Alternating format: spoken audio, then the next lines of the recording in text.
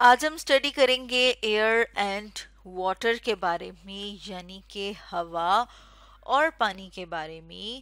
تو جو ہوا ہے اور پانی ہے، اگر ہم اس کی بات کریں تو جیسے کہ یہاں پر ہم اپنے سامنے ایک تصویر دیکھ رہے ہیں اور اس تصویر میں ہمیں پانی نظر آ رہا ہے۔ اور اگر ہوا کی بات کریں تو ہوا جو ہے وہ ہمیں نظر نہیں آتی۔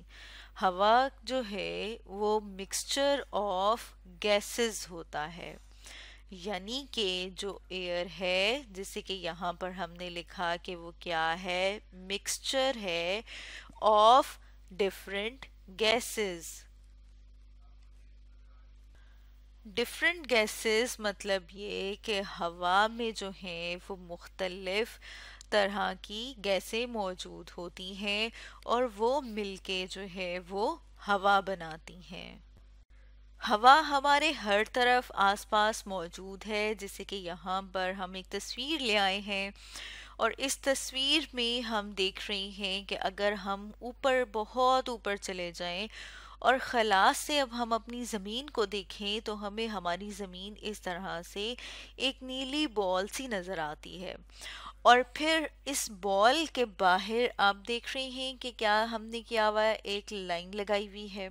اصل میں یہ جو یہاں سے، اس کو ہم وائٹ کلر سے کرتے ہیں، کہ یہاں سے یہاں تک کیا موجود ہے، ہوا موجود ہے۔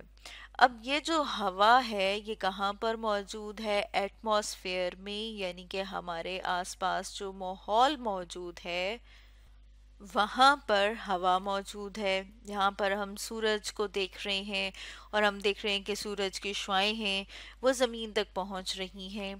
اب یہاں پر ہم نے دیکھا کہ ہوا ہماری زمین کے گرد موجود ہے، اس لیے ہم کہہ رہے ہیں کہ ہوا ہمارے آس پاس ہر طرف موجود ہے۔ لیکن کیا ہم ہوا کو جو ہے وہ دیکھ سکتے ہیں؟ تو اس کا جواب کیا ہوگا؟ نہیں، بالکل بھی نہیں۔ ہم ہوا کو دیکھ نہیں سکتے کیونکہ ہوا کا کوئی رنگ نہیں ہے۔ ہوا کو ہم صرف اور صرف محسوس کر سکتے ہیں۔ جیسے کہ اگر آپ کبھی پنکھا چلائیں تو پھر کیا ہوگا کہ آپ کو محسوس ہوگا کہ ایک دم جو ہے وہ ہوا چلنی شروع ہو گئی ہے، آپ تک ہوا پہنچ رہی ہے، آپ اس کو فیل کر سکتے ہیں، محسوس کر سکتے ہیں، لیکن ہوا کو دیکھ نہیں سکتے۔ تو جتنے بھی جاندار ہیں، جیسے یہاں پر ہم نے لکھا all living things need air and water، یعنی جتنے بھی جاندار ہیں ان کو ہوا اور پانی کی ضرورت ہوتی ہے۔ اور جانداروں میں اگر ہم بات کریں کہ جاندار کیا ہیں، تو جیسے کہ اس تصویر میں ہم دیکھ رہے ہیں اینیمل یعنی کہ جانور، اور پلانٹ یعنی کہ پودے۔ تو جو پودے اور جانور ہیں یہ کیا ہیں؟ یہ لیونگ تھنگز یعنی کہ جاندار ہیں۔ اور ساتھ ہی یہاں پر ہم واٹر یعنی کہ پانی دیکھ رہے ہیں، اور ساتھ میں کیا موجود ہے یہاں پر؟ ایٹماسفیئر، جو آس پاس ماحول موجود ہے، اس ماحول میں ایئر یعنی کہ ہوا موجود ہے۔ ہوا ہمارے سانس لینے کے لیے بہت ضروری ہے۔ جتنے بھی جاندار ہیں، چاہے وہ جانور ہوں یا وہ پودے ہوں، انہیں سانس لینے کے لیے ایئر کی یعنی کہ ہوا کی ضرورت ہوتی ہے۔ اسی طرح سے جو جانور ہیں وہ بھی، اور ہم انسان بھی پانی پیتے ہیں، پانی پیے بغیر ہم زندہ نہیں رہ سکتے۔ اسی طرح سے جو پودے ہیں وہ بھی زمین سے پانی جذب کرتے ہیں، ان کے لیے بھی جو پانی ہے، واٹر ہے، وہ بہت ضروری ہے۔ ہم نے بات کی تھی کہ ہوا کو دیکھا نہیں جا سکتا، صرف محسوس کیا جا سکتا ہے۔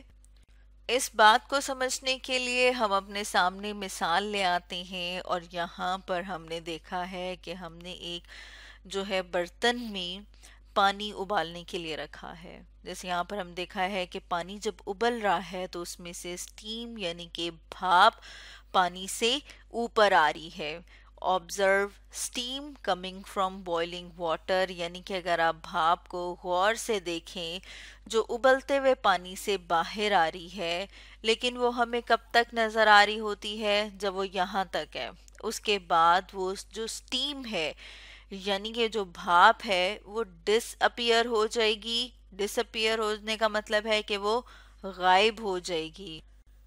وہ ہمیں کیوں لگتا ہے کہ وہ غائب ہو جائے گی؟ کیونکہ وہ مکس ہو جاتی ہے ایئر کے ساتھ، ہوا کے ساتھ.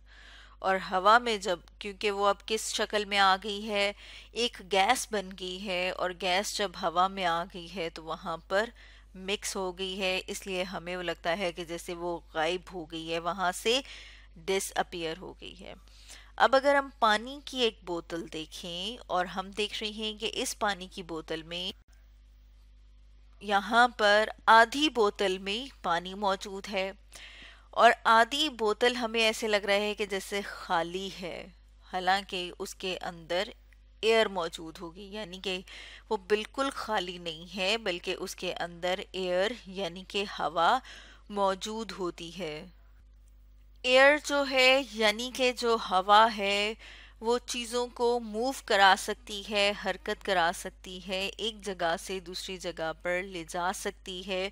اس کو اگر ہم ایک مثال سے سمجھیں تو اگر آپ اپنی ہتھیلی کے اوپر ایک پر لے آئیں، جیسے کہ یہاں پر اس تصویر میں لے آئے ہیں، اور ہم نے ساتھ لکھا ہے put feather on your palm. feather پر کو کہا جاتا ہے اور palm جو ہے وہ ہتھیلی کو کہا جاتا ہے. یہاں پر ہم دیکھ رہے ہیں ہم نے اپنی ہتھیلی کے اوپر ایک پر رکھا ہے. اب اگر آپ اس کو بلو کریں گے، یعنی کہ اگر آپ اس کو پھونک ماریں گے تو آپ کیا کر رہے ہیں؟ یعنی کہ اس کو ہوا مل رہی ہے، اور اس ہوا کے ذریعے سے کیا ہوگا کہ یہ اب رائز ہوگا، یعنی کہ اوپر اٹھے گا تھوڑی دیر کے لیے. تھوڑی دیر کے لیے یہ پر جو ہے وہ ہوا میں اڑے گا، اور اس کے بعد کیا ہوگا کہ یہ زمین پر گر جائے گا. یعنی جتنی سی طاقت ہم نے اس کو دی ہے کہ یہ ہوا میں اڑے، یہ اتنی دیر ہوا میں اڑنے کے بعد واپس گر جائے گا. اب اس کا مطلب کیا ہے کہ ہوا جو ہے اس کی وجہ سے یہ یہاں سے اڑ کے دوسری جگہ پر گیا. مطلب یہ کہ ہوا چیزوں کو ایک جگہ سے دوسری جگہ پر لے جا سکتی ہے. جس طرح سے آپ نے غبارے دیکھے ہیں کہ اگر فار ایگزامپل ہم کہتے ہیں کہ یہ کیا ہے، بلون ہے، غبارہ ہے، اور غبارے کو جب آپ ہوا میں چھوڑتے ہیں تو وہ ایک جگہ سے دوسری جگہ پر چلا جاتا ہے، کیونکہ ہوا جو ہے وہ چیزوں کو موو کرا سکتی ہے، یعنی کہ حرکت کرا سکتی ہے. اب اگر ہم واٹر کی بات کریں، پانی کی بات کریں، تو ساتھ میں ہم اپنے سامنے یہاں پر لے بھی آئے ہیں کہ پانی جو ہے وہ ہماری زمین کے اوپر بہت زیادہ تعداد میں موجود ہے. اس تصویر میں بھی ہم دیکھ رہے ہیں یہاں پر پانی، ہم دیکھ رہے ہیں کہ بارش ہوتی ہے اور اس سے کیا ہوتا ہے کہ پانی جو ہے وہ برستا ہے. اور اگر ہم اپنی زمین کی بات کریں تو جیسے کہ یہاں پر ہم دیکھ رہے ہیں کہ اگر ہم خلا میں چلے جائیں اور وہاں سے زمین کو دیکھیں تو ہماری زمین ہمیں اس طرح کی نظر آتی ہے.